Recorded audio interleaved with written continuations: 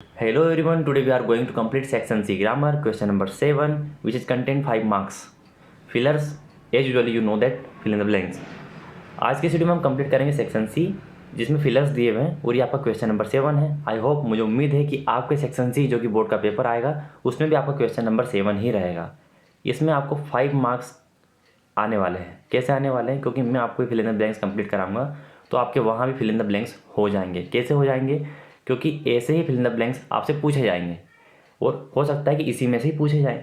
तो आपके रूल्स तो वही रहेंगे जो मैं बताने वाला हूँ। इसके पहले डूएस डायरेक्टेड का जो वीडियो है हमने 2 वीडियो में कंप्लीट किया है, तो उन्हें आप जाके देखिएगा। प्लेलिस्ट बनी हुई चैनल पर 10th क्वेश्चन बैंक सॉल्यूशन, उसमें आपको 10th की क्वेश्चन बैंक के सभी वीडियोस मिल जाएंगे। यहाँ तक कि राइटिंग स्किल की हर एक पर्टिकुलर वीडियो आपको मिल जाएगी। यहाँ पर आप देखिए, हम इन रिक्त स्थानों को स्टार्ट करते हैं। इसमें हम 20 जो है आपके fill in the blanks complete करेंगे, जिससे कि आपका वीडियो लेंथी नहीं होगा और आप सुनने में या रूल्स को याद करने में बोरियत महसूस नहीं करेंगे।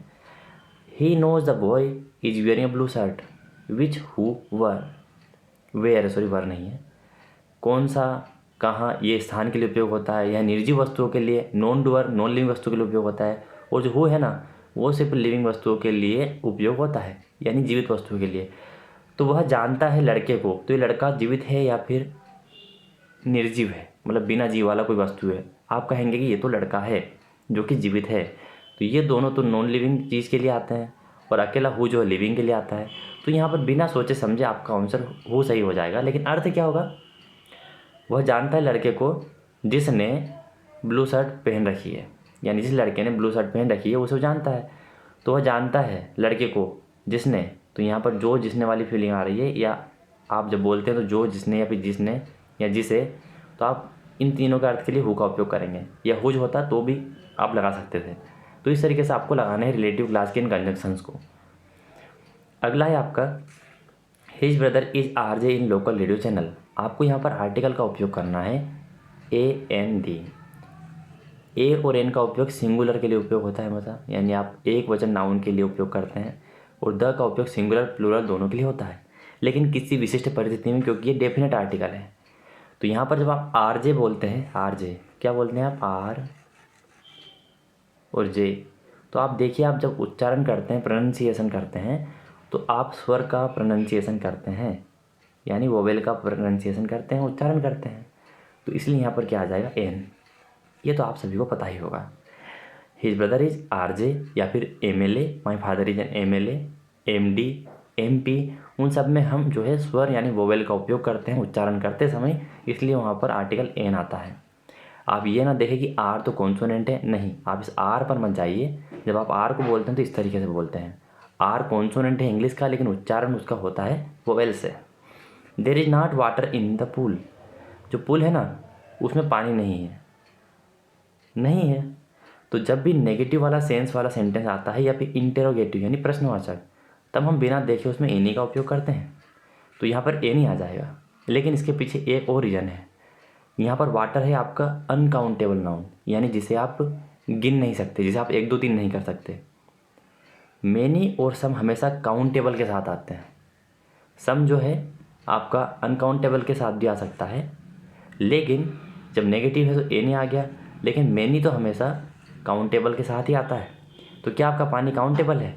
सम एनी दोनों आ सकते हैं, मैं सहमत हूँ इस बात से, लेकिन हमेशा नेगेटिव में तो एनी ही आता है।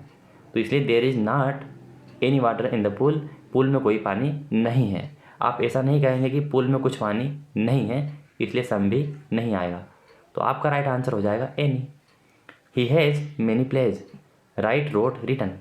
आप यहाँ पर देखिए, आपका ये प्रेजेंट का परफेक्ट टेंस है जिसमें हैज़ और हैव का उपयोग होता है। और आप सभी जानते हैं कि जितने भी परफेक्ट टेंस है, जितने कितने 3 ही तो है, प्रेजेंट परफेक्ट, पास्ट परफेक्ट और फ्यूचर परफेक्ट। इन तीनों में जब हेल्पिंग वर्ब हम लगाते हैं तो उनके बाद वर्ब की थर्ड फॉर्म आती है। आप बताइए इन तीनों में से थर्ड फॉर्म कौन सी है? ये फर्स्ट फॉर्म है, ये सेकंड फॉर्म है और थर्ड फॉर्म है। तो यहाँ पर आ जाएगा third form, written. He has written many plays, उसने कई प्लेज लिखे हैं। प्लेज का मतलब नाटक हो सकती है, कहानी हो सकती है, उसने कई प्लेज लिखे हैं। यहाँ देखिए 5th नंबर के सेंटेंस में, आई टेक योर पेन। आप किसी से परमिशन लेते हैं, अनुमति लेते हैं, तो पोलाइट तरीके से बोलते हैं। तो आप उसे कहेंगे मे आई टेक योर पेन, क्या मैं आपका पेन ले सकता हूँ? या फिर आप ऐसा नहीं कहेंगे कि need I take your pen, कि मुझे आपका पेन चाहिए, मैं आपका पेन जो है यूज्ड मतलब उपयोग किया हुआ, ये वाली बात यहाँ पर नहीं रहेगी। तो आपका मे जो है यहाँ पर मॉडल है यह आ जाएगा आगे, क्योंकि आप जब क्लास में जाते हैं तब भी आप ऐसे ही बोलते हैं मे आई कम इन। आप किसी से कोई चीज़ पूछते हैं, परमिशन लेते हैं, तब आप मे का उपयोग करते हैं। चलिए, we to follow the traffic rules, यहाँ पर चाहिए, सूट का मतलब चाहिए, आउट का मतलब चाहिए। अब यहाँ पर कहा गया कि हमें ट्रैफिक रूल्स का पालन करना चाहिए।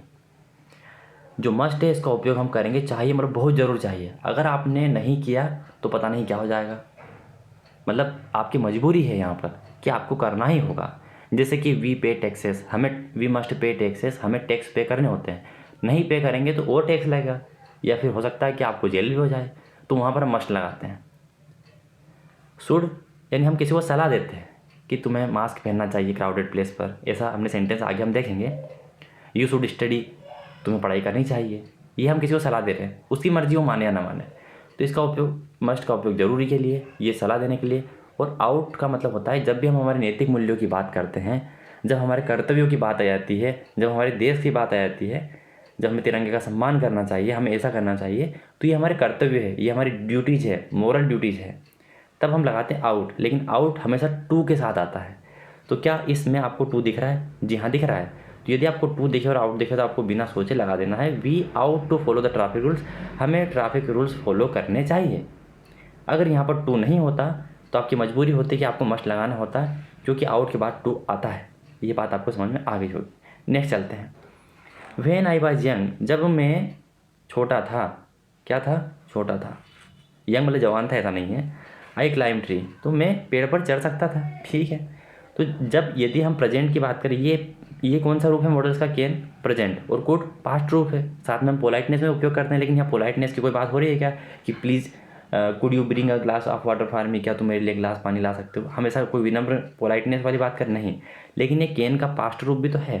और आप यहाँ देखिए, जब मैं छोटा था, युवा था, छोटा बच्चा जो रहता है यंग रहता है, तो पुरानी बात कर रहा पास्ट की, तो कैन की जगह आप क्या लगा देंगे? कुड लगा देंगे। अगर यहाँ पर होता व्हेन आई एम यंग, जब मैं जवान हूँ तब मैं पेड़ पर चढ़ सकता हूँ, तब आप कैन लगा देते। लेकिन यहाँ तो पास्ट की बात हो रही है। चलिए, I have not bought milk today, यहाँ पर आप फिर देखिए ये नेगेटिव है। क्या है? नेगेटिव है। नेगेटिव और इंटेरोगेटिव यानी क्वेश्चन वाले सेंटेंस में हम एनी लगा देते हैं बिना देखे, तो एनी मिल्क आ जाएगा। और साथ में आप ये भी देखिए कि दूध है, ठीक है, यानी अनकाउंटेबल नाउन है, तो ये काउंटेबल अनकाउंटेबल दोनों के साथ आता है।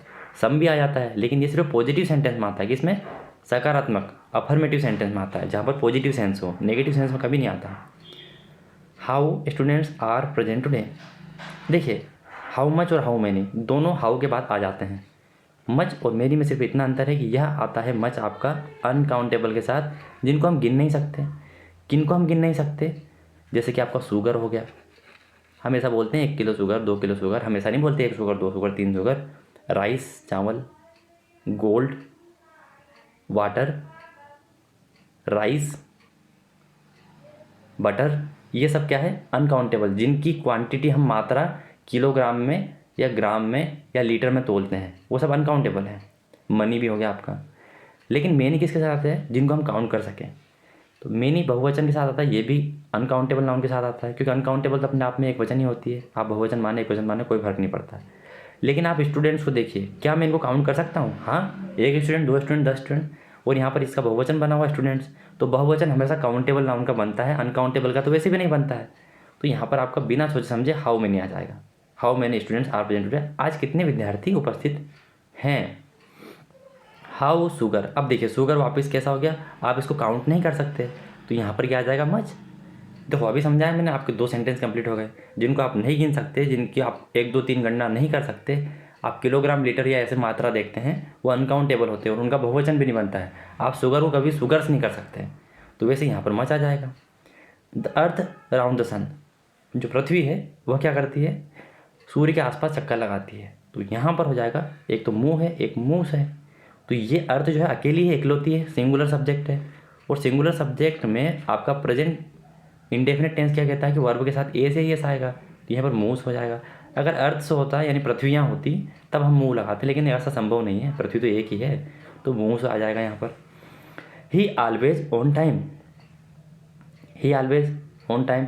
अब यहाँ पर कम्स ऑन टाइम और कम ऑन टाइम, तो वह हमेशा समय पर आता है। तो एक वचन है, एक वचन है तो वर्ब के साथ ए से यस आएगा, तो आपका ये सही हो जाएगा। ऐसा कौन कहता है? सब्जेक्ट वर्ब एग्रीमेंट या सब्जेक्ट वर्ब कॉनकॉर्डिया कहता है कि यदि आपका सब्जेक्ट एक वचन करता है तो जो भी वर्ब आएगी ना उसके बेस फॉर्म के साथ ए से यस लगेगा, सिर्फ अफर्मेटिव सेंटेंस में। नेगेटिव इंटेरोगेटिव में वापस हम उसके मेन रूप में उसको लिखेंगे ए से यस हटाकर। यहाँ देखिए, तो इसका क्या हो जाएगा आपका? Comes. Ganga is a sacred river. जो गंगा है ना, गंगा नदी जिसकी हम बात करते हैं, वो एक पवित्र नदी है, ठीक है। तो पवित्र और गंगा नदी एक ही तो है पूरे विश्व में, दो तो इन गंगा थोड़ी ना है। तो यहाँ पर जब डेफिनेट यानी निश्चित चीज़ों की बात होती है तब हम द लगाते हैं। तो यहाँ पर क्या आ जाएगा? द गंगा। जैसे कि पृथ्वी भी तो एक ही है, यहाँ लगा है ना द, वैसे ही। Arun is tallest boy in the class. Arun जो है क्लास में सबसे लंबा है, और ये सुपरलेटिव डिग्री है, यानी कि आपकी पॉजिटिव डिग्री टाल, कंपेरेटिव डिग्री टाले टालर, और सुपरलेटिव डिग्री होती है टालेस्ट। तो जब हम आर्टिकल लगाते हैं तो एक रूल पढ़ते हैं कि जो सुपरलेटिव डिग्री होती है ना, ये लास्ट वाली, इसके आगे आर्टिकल द आता है हमेशा, जैसे कि बेस्ट, बिगेस्ट, इस तरीके से। मोस्ट इंटेलिजेंट, मोर ब्यूटीफुल, इनके सबके आगे द आता है। तो ये सुपरलेटिव डिग्री है, तो इसमें भी डेफिनेट आर्टिकल द आ जाएगा। चलिए देखिए, हिज फादर इज MLA, इसको हम कैसे पढ़ेंगे? ML और A। आप इन तीनों में देखेंगे तो यहाँ पर ए है, लेकिन इनसे हमें क्या मतलब? हम यहाँ शुरुआत कर रहे हैं ए से, जो कि उच्चारण दे रहा है आपके स्वर यानी वोवेल का, ए का उच्चारण दे रहा है, जो कि हिंदी के अ आ ई से मिलता है। यानी यदि आप इसको पढ़ते हैं और उच्चारण हिंदी के स्वर जैसा होता है, इसका प्रोनाउंसिएशन आप हिंदी के स्वर जैसा करते हैं, भले ही आपको एम कॉन्सोनेंट यानी व्यंजन दिख रहा है अंग्रेजी का, उससे कोई फर्क नहीं पड़ता। हिंदी के स्वर जैसा उच्चारण यदि हो रहा है तो आप आर्टिकल एन का उपयोग करते हैं, तो आपका आंसर यहाँ पर एन सही हो जाएगा। They have been playing here, have been लगाया मतलब present perfect tense. Here morning, अब मॉर्निंग आप बताइए, ये जो समय दिया है मॉर्निंग, इवनिंग, नाइट, ये जो समय है ये पीरियड ऑफ टाइम है कि पॉइंट ऑफ टाइम है? यानी एक निश्चित समय क्या अनिश्चित समय है? निश्चित समय है। सुबह शाम जो रात वगैरह होती है ये 2015 यानी 2015 2000, ये सब समय क्या है आपके?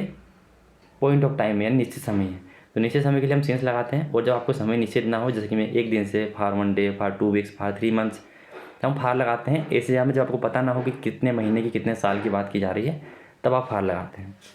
We have been studying in this college 3 years, जैसे कि मैं 3 सालों से इस कॉलेज में पढ़ाई कर रहा हूँ। तो कौन से 3 साल आप नहीं जानते, यू डोंट नो।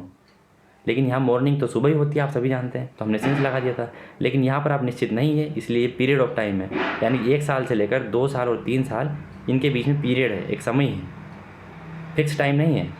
तो जब पीरियड ऑफ टाइम की बात हो वहाँ पर हम फोर लगाते हैं। जैसे मैं कहूँ कि मैं 4 दिनों से नहा रहा हूँ, सॉरी 4 दिनों से कौन नहाता है, तो 4 दिनों वाली बात में आपका एक समय हो गया कि 4 दिनों से। तो कौन से 4 दिनों से? आज के 4 दिनों से, या अब आने वाले 4 दिन तक आप नहाएंगे, नहीं पता आपको, तो वहाँ पर फिर क्या आ जाएगा? आपका फार आ जाएगा, जब आप नहीं जानते कि समय निश्चित नहीं है। They will go to Delhi Monday, अब जब भी आपके मंडे, संडे, सैटरडे नाम आते हैं ना, तब आपको ओन प्रीपोजिशन लगाना होता है। मंडे, संडे, ट्यूसडे, वेडनेसडे, यानी कि जो महीने के नाम होते हैं उनके आगे। और यदि कोई डेट रहे फिक्स, 25 दिसंबर, 25 दिसंबर, 26 दिसंबर, जनवरी, फिक्स डेट है, तब भी आप ओन लगाते हैं। जैसे कि क्रिसमस सेलिब्रेटेड ऑन 25 दिसंबर, हर 25 दिसंबर को जो है क्रिसमस सेलिब्रेट किया जाता है। वी वेंट टू कश्मीर अप्रैल, हम अप्रैल में कश्मीर जाएंगे। इन ऑन 8, तो 8 जो है वो समय के लिए उपयोग किया जाता है, या फिर किसी लोकेशन के पर्टिकुलर छोटे हिस्से के लिए। तो 8 का उपयोग आप समय के लिए करते हैं, जैसे कि 8 बजे, है ना। तो क्या यहाँ समय वाली बात हो रही? नहीं। ओन का उपयोग हमने देख लिया कि मंडे, संडे और महीने के नाम के आगे किया जाता है, महीने के नाम के आगे नहीं किया जाता, सॉरी। ओन का उपयोग संडे, मंडे, ट्यूसडे, वेडनेसडे में किया जाता है, साथ में डेट्स में किया जाता है। 8 का उपयोग समय के लिए बता दिया मैंने। इन का उपयोग जो किया जाता है वो साल में, जैसे कि 2000, या फिर मंथ नेम में, जनवरी, फरवरी। तो आप देखिए अप्रैल है यहाँ पर, तो यहाँ पर क्या आ जाएगा? इन।